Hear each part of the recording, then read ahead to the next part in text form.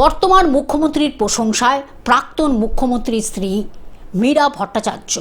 আগের সরকারের আমলে প্রাক্তন মুখ্যমন্ত্রী বুদ্ধদেব ভট্টাচার্যের বাড়ির সামনে থেকে তুলে নেওয়া হয়েছিল নিরাপত্তা। তবে গত কয়েকদিন হলো তার বাড়ির সামনে 24 ঘন্টার পুলিশি নিরাপত্তা ফিরিয়ে দিয়েছে শুভেন্দু অধিকারীর সরকার। এদিন প্রয়াত প্রাক্তন মুখ্যমন্ত্রী স্ত্রী মীরা ভট্টাচার্য জানিয়েছেন, উনি চলে যাওয়ার পর নিরাপত্তা রক্ষীরাও চলে গেলেন। আর ফিরিয়ে দেওয়ার কথা যদি বলেন তাহলে বলতে পারি বর্তমান মুখ্যমন্ত্রী তা ফিরিয়ে দিয়েছেন।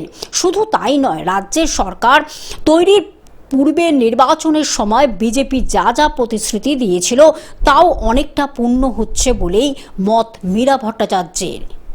Bureau report, globe news.